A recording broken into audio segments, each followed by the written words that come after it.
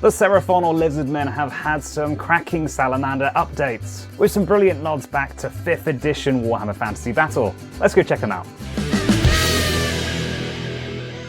So hello, I'm David, this is Hobby Jackal. Let's go check out them reptiles. Or amphibians, because they've got the gills now and they're called salamanders, and yeah. So you can now immolate your enemies with the sizzling Seraphon, the Spawn of Chotec, which is what they're calling this particular salamander revamp. And it does make me wonder if maybe the Razordons will be rebranded as the Spawn of Quetzal, for example, which was the warrior god of the Lizardmen. We're told these are found in the most volcanic regions of the mortal realms, and hence all over Akshi, also known as the Bright Realm, where they're often hunted by fire slayers. The Spawn of Chotec are fire-spitting salamanders which the Seraphon revere as the offspring of the sun god himself. The sun acolytes who handle these sour-tempered salamanders are marked for their duty from birth.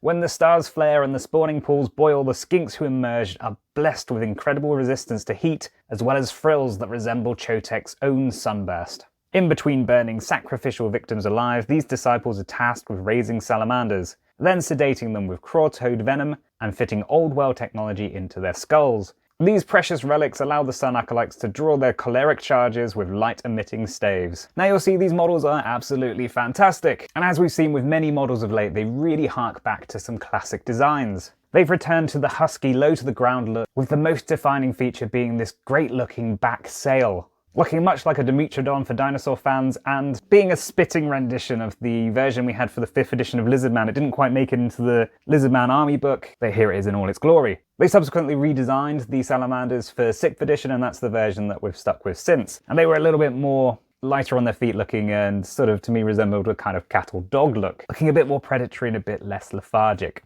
Now, the other thing that I've noticed that really kind of harks back to Warhammer Fantasy days is the crest on the skinks. So this is something we did see across the original range when they were released for 5th edition, where it wasn't entirely common, and the whole 5th edition Bretonnians versus Lizardmen box did have the sort of single sail crest on top of the heads, but occasionally one or two of the metal skinks that would turn up in a blister would have these front-facing frills. In fact, I think I've got one in a box.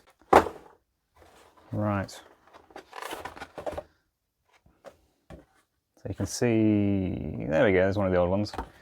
I've probably got the miniature still in here.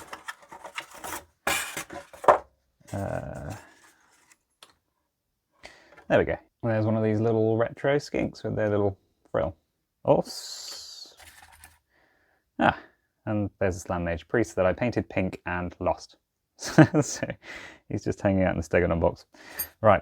So anyway, back to the model, we are seeing axolotl-style external thrills, which is kind of like I said at the beginning, it's harking back more to the amphibious nature of salamanders, even if these are living around volcanic areas. And you've also got this whizzy gadget headpiece visible here, where we can see that you've got two alternate heads to choose for this model. I'm not the biggest fan of the headpiece personally, but it does entirely hark back to the background that's been set up for the Seraphon and the Lizardmen, where they combine this kind of base savagery with incomparable magical tech of the Slann and the old ones. For Age of Sigmar, we are told that when a skink handler marks a foe with a dot of ruby-tinted light, the Spawn of Chotec hawks a vicious glob of flame acid at the target.